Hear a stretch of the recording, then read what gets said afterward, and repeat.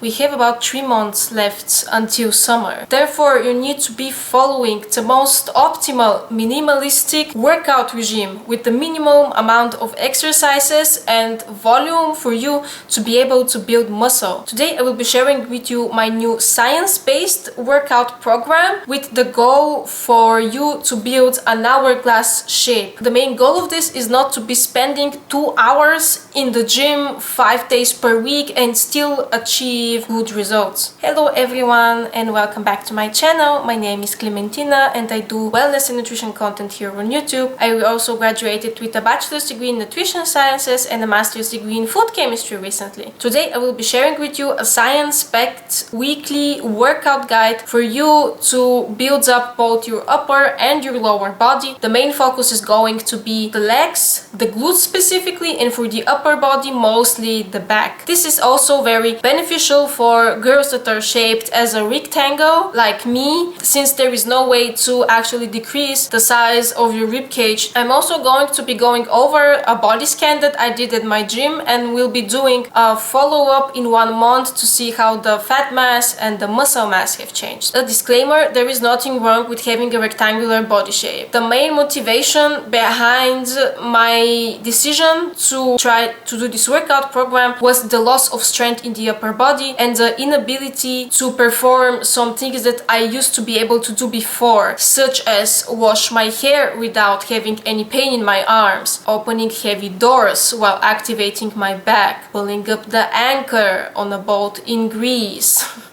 This does not apply to everyone. Also, think about all of different celebrities that you have seen that possess the same body shape and you have not have one negative thought about the way they looked. Take Dua Lipa, for instance. Also Hailey Bieber. Or even the one and only Adriana Lima. She was the icon for the entire peak Victoria's Secret era and every girl wanted to have a body like hers. On an additional note, I am not an exercise scientist. According to science, you probably need less volume and less workouts than you think to build muscle, especially if you're in the beginner intermediate level. According to this review, I found a muscle group per week requires about 10 sets minimum to achieve adequate hypertrophy. Between 10 and 20 sets per muscle group per week was optimal for muscle growth, and any volume after that will not contribute to the muscle growth. It could even lead to an overexhaustion, overtraining, and a decline in the progress. Second disclaimer, because I will be going over my progress eventually, I have some degree of muscle memory since I used to train more consistently before. However, in the last 6 months or so, I have been influenced, I realized, by the entire rise of the model skinny, and in my head it got that I need to be less bulky in my upper body especially. For the workout regime, we're going to have 3 days per week, which are full body days. The third day has 2 variations depending on the week you did before, and on the 4th day what I recommend doing is either yoga or some kind of flexibility mobility training, just for you to prevent a further risk of injury. This would also increase greatly your range of motion. The warm-up is always the same. On each of the 3 workout days I do a 15-minute incline walk on the treadmill. Of course you might substitute this for a Stairmaster, just some kinds of low intensity cardio workout to get the heart rate up and get that blood circulation going. On the first day we're targeting the legs, on a bit of more focus on the quads and glutes, also the back and the shoulders, as you can see here. Almost every exercise is in the range of between 8 to 12 reps because of hypertrophy. What you can do to progressively overload is either increase the sets or increase the reps or the weight. I prefer to increase the reps. This is why I say here between 8 to 12 reps, because I would start with 8, then move on to 12, and after reaching 12 reps comfortably, start increasing the weight and going back to 8 reps. For the first exercise, you're doing a Smith machine elevated reverse lunge in the, again, 4 sets of 8 to 12 reps. This exercise targets a lot of the quads, but also the glutes, since you're doing a reverse lunge, especially if you're extending the step that you're taking back. back. As an elevation, you can use plates. I usually use a 20 kg plate because the 15 or 10 ones do not provide the elevation that I need. I prefer doing the exercise on the Smith machine since I do not have to think a lot about the balance. If you are comfortable with it, you can of course do it with the barbell instead of the Smith machine. After that, you're performing a leg press for again 4 sets of 8 to 12 reps. You need only to watch out to keep your lower back to the press and not arch it, since I find that this puts a lot of stress on the waist. The third exercise is going to target more the upper and the side glutes. This is a hip abduction exercise, and here you can go a bit higher on the reps. You can do 4 sets of 15 reps. You can also substitute it for some kind of a cable abduction, like side leg kicks or so with the cable or something like this. Although a recent video of Jeff Nippard came out where he talked about glute exercises and he did not find that hip abduction was in any way inferior to the cable exercises. For the upper body, first you're doing lateral pull downs on the lat pull down machine, again 4 sets of between 8 to 12 reps. Important things to keep in note here is to keep your shoulders back when you're performing it and not hunch upwards. Second thing, I learned this from another video I watched a while ago. When you're holding the bar, of course you're doing a wide grip to target more of your back. You do not do it like this. You try to hold it like this and your thumb has to be like pressing to the front of the bar. It does not grip it like this, and this helps with the activation. The second back exercise is a seated row. Same sets and reps. Again, here you only need to keep in mind to keep your shoulders back and your back straight when you're performing it. For the shoulders, you can do a shoulder press. I do it with the fixed barbells,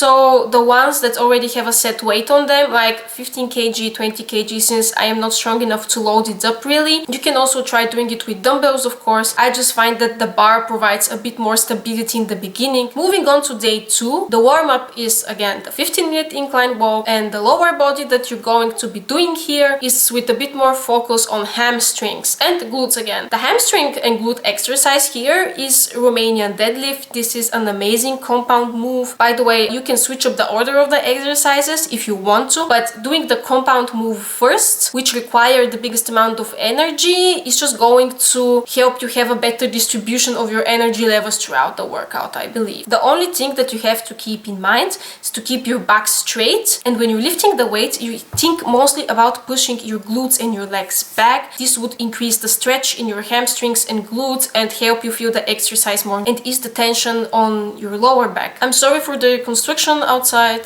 There's usually never construction work in our backyard, but I guess today's the day. The next exercise is a hip thrust. This is a very basic glute move, but it's also a very effective one. Here you have to think about moving your body as one unit, your upper body, I mean. Some people lift the weight mostly kind of with their waist, and then you put a lot of tension on your lower back. If you move your body as one unit, you also technically get better glute engagement and you do not put any stress on your lower back. You can also do this on a hip thrust machine if you have one at your gym, or you can do it with the barbell. I prefer to do it with the barbell. I find that it has a better activation for me, but the hip thrust machine is also a very good option if you do not want to bother with the hassle of setting up the barbell, especially if you're loading a lot of weight on it.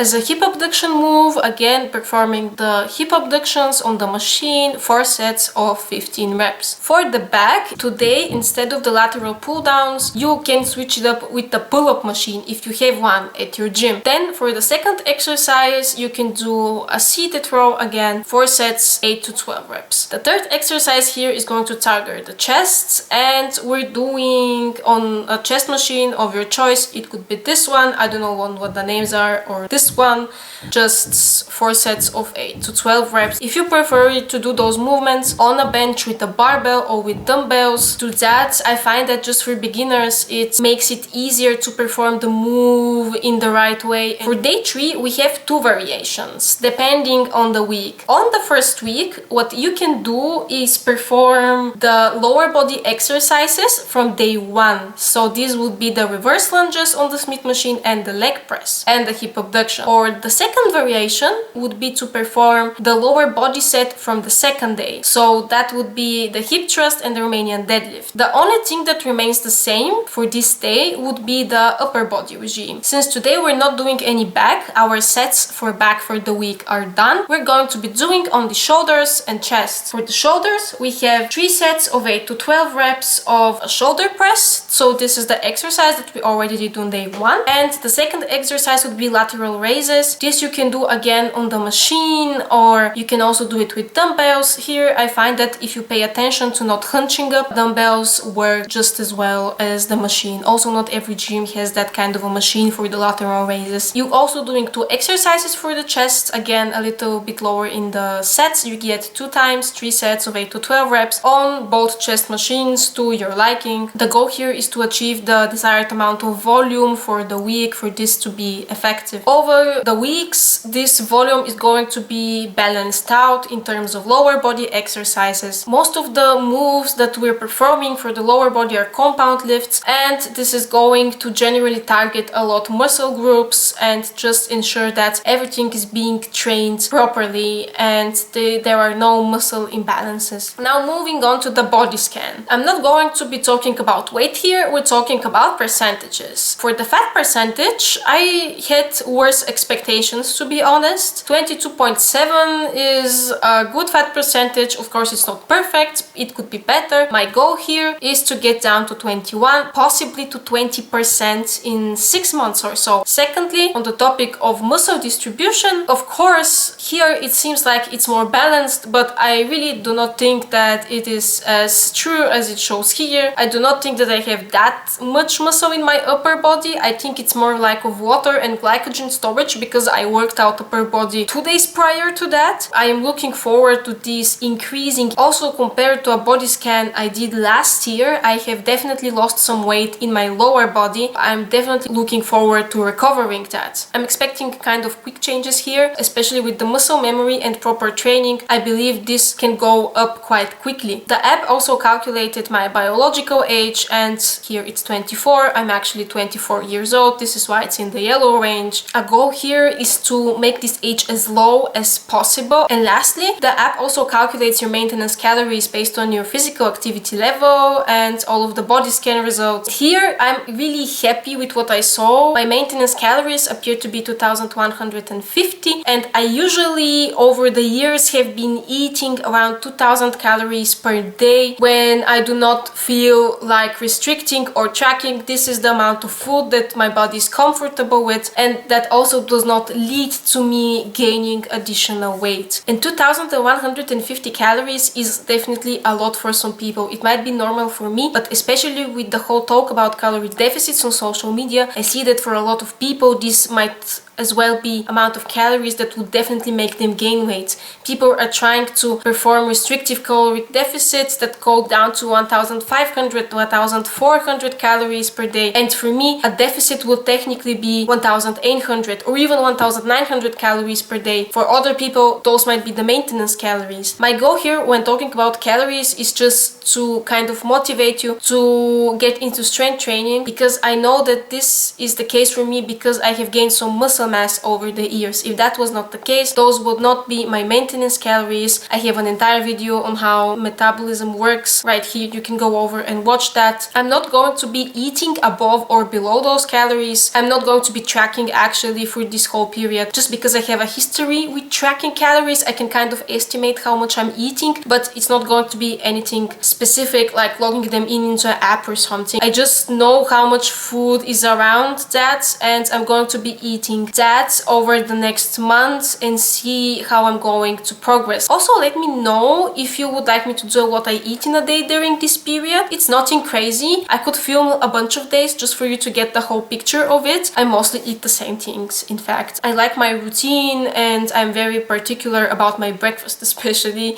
so let me know if you would like to see that. Thank you so much for watching this video. The next follow-up that I'll be doing will be next month. This scan was done on the 14th of March, so the next scan would have to be on the 14th of April, and the video might come somewhere like a week after that or 2 weeks after that, depending on my schedule at the time, since I will be traveling back home for Easter. Let me know down in the comments below if you want me to do a video on another specific topic in the meantime, and I will be seeing you next time.